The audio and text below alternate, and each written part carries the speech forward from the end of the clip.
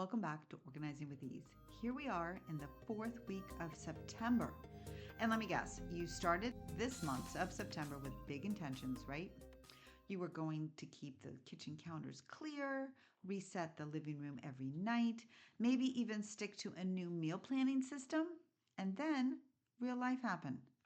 Backpacks started piling up. Takeout crept right back in because that's what we do: takeout, pickup, delivery, right? Late nights turned into groggy mornings, and suddenly all those good intentions felt like a distant memory. Does that sound familiar? Well, guess what? You're not alone, my friend. The truth is, building new habits is never a one in and one done. It's like planting seeds. They don't sprout overnight. They need attention, care, and patience to grow. And that's exactly what this month's Change into Season series has been all about. Walking step by step through simple ways to reset your home and your routines and your mindset so you can move into fall with clarity instead of chaos. And today, we're wrapping up the series with the final three letters of change. N, to nurture new habits. G, to grow with gratitude. E, to ease into the season. These three together are what give staying power to all changes you've made this month. Because it's not enough just to clear or align once, it's about nurturing, growing, and easing into the rhythms that last. If this is your first time listening, welcome, my friend. I'm so glad you're here. I'm your host, Deanna Mall, and your guide to building systems and routines that make life easier and not harder. And if you've been following the September series from the beginning, I thank you. Your messages, your downloads, and your stories about how you've been applying the change framework in your homes. Let me tell you something, it has been just incredible to hear. You are proof that transformation happens step by step, little by little. So let's dive into today's episode, the final three steps of change. Let's begin with N. Systems only last if habits support them. Without habits, the best calendar, kitchen, or routine falls apart. So here is a study from the European Journal of Social Psychology, found that it takes an average of 66 days for a new habit to become automatic, not the 21 like we often heard. 2 months of showing up consistently. Okay, so what and how do we do this? Well, we have to just pick one habit to start. Anchor it to something you already do. So, again, an example would be something really easy like in the morning. Drink water while your coffee is brewing, right? That's what they say. And that's what I do. I actually drink a glass of water before I have my coffee. Track your progress on a simple calendar, easy to do. And then celebrate even the tiniest wins because you need to congratulate yourself on the smallest things because guess what? That keeps you going. That's your motivation. You are your best cheerleader. Use the 2-minute rule. If a habit takes less than 2 minutes to do, start there. Want to tidy up nightly? Because you know me, I love my nightly routines. Start with maybe one corner, one counter. And that's enough to set the habit in motion. So for me, creating order at home didn't happen over on a weekend. I can tell you that right now. It actually took me over a year to get my house in order. And even now, I keep tweaking my systems, even with the fresh start method as my family needs and my schedules change. Nurturing habits isn't about perfection, it's about progress and adjusting as life evolves. Motivation is what gets you started. Habit is what keeps you going by Jim Ryan. So, what is that one small habit you can nurture today that would grow with you as life changes? So, now we're going to go into that growing, into the G. You're going to be growing and grow with gratitude. Gratitude might feel simple, it might feel powerful, but it actually is very, very powerful. It doesn't just change how you feel, it changes how you live. UC Davis research Robert Evans found that people who practice gratitude consistently experience stronger immune systems, better sleep, lower stress, and 25% higher happiness levels. That is the best that I've heard of the happiness. I like that one. So, what and how to do this? You're probably thinking, well, gratitude. End your night by writing 3 gratitudes. Share, if you would like, only, if this is something that is not always suited for every family, you might want to share a gratitude at the dinner table as part of the family conversation. At work, begin meetings with one win before your challenges. Share a gratitude jar. Drop in one note a day. Read them back later. A lot of times, this gratitude jar is not well received because it's more personal, so people aren't that well receptive to writing it down, having everybody read it out loud. But that is something to think about maybe for you personally to do so that you can read it again at a later date. You want to pair gratitude with a reset routine. For example, as you clear the kitchen each night, you might want to say something that you're grateful for your home.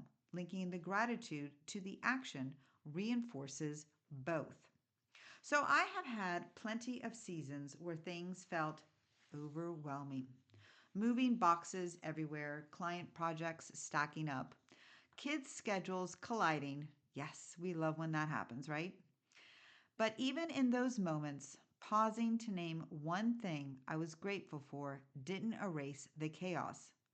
But it did remind me that progress was happening. Gratitude gave me the perspective to keep moving forward. Gratitude turns what we have into enough, which is a quote that I like, but it was somebody from it's being anonymous that actually wrote that. So, what is the one shift for you if you ended every day this week by naming just one thing you're grateful for? Think about it, and it actually might actually even put a smile on your face. It could be you could actually be even so grateful to the point where you're thinking, you know what? That person today when I was in the parking lot actually let me take that spot and I didn't have to like drive around the whole parking lot. I was thankful for that one person allowing me to take that spot. Just saying, the smallest things that you're grateful for, the people that are nice, someone that smiled to you, someone that said hello to you. Again, something very small. And finally, ease into the season. E. We live in a world that tells us to what? Go faster, do more, push harder. But the truth is, lasting change rarely comes from speed. It actually comes from consistency. The American Psychological Association reports that people who set small, incremental goals are far more likely to sustain them long term than those who try to overhaul everything at once.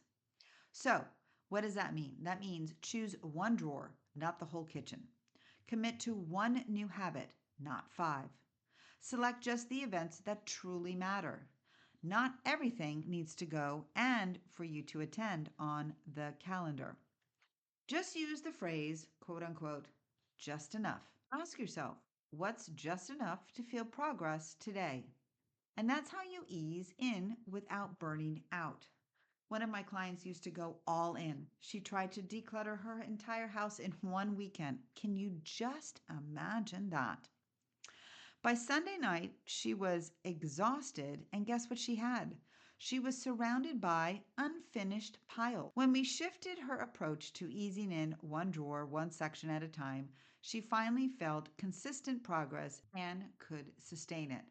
And yes, of course, we did organize the remaining unfinished piles so that it wouldn't be so overwhelming until we actually tackled them when we did. Small daily improvements over time lead to stunning results by Robin Sharman. So, where in your life could you give yourself permission to ease instead of push harder? So, let's put this all together. Your change framework for the season. C. Clear the clutter. Make space for what matters. H. Harmonize your home. Create flow in your spaces. A. Align your routines. Build structure into mornings, evenings, and workday. N. Nurture new habits. Give your system staying power. G. Grow with gratitude. Shift perspective and fuel motivation. And ease into the season, step by step, progress that lasts. And that's change. A framework that you can revisit anytime life feels overwhelming or you're ready for a reset. So let's zoom out of the whole month of September. At the start of the series, many of us were still in summer mode. Sandals by the door, backpacks not yet packed, calendars half filled. September has a way of sneaking up on us, right? But little by little, through this change framework, you've taken intentional steps to create order, clarity, and rhythm. You made space by clearing clutter, letting go of the things that no longer serve you. You created flow in your home, harmonizing your spaces so that support you and that don't fight against you and your routines. You not only aligned your mornings, but your evenings and your workdays, bringing more ease into your daily rhythm. You nurtured new habits, giving your systems that staying power that they need. And guess what? You shifted perspective by growing gratitude, noticing the good that's already here. And finally, you gave yourself permission to ease into the season instead of sprinting into burnout. So here's what I want you to hear. Even if you're only applied one of the two of these steps, you've already planted seeds of transformation. Fresh starts don't happen overnight, my friend. They happen in small choices, repeated over time. Think about where you were on September 1st and think about where you are now. What feels lighter? What feels clearer? And what feels possible as we step into October? This September series was never about perfection. It was about progress, my friends, about reminding you that you don't have to do it all at once. You can create change step by step, little by little, in ways that work for you and your real life. So, as we close out September, here is my challenge. Choose one letter of change that resonated most with you and carry it forward into October. And if you need a little structure to help, don't forget, my daily, weekly, and monthly checklist, which will be linked in the show notes.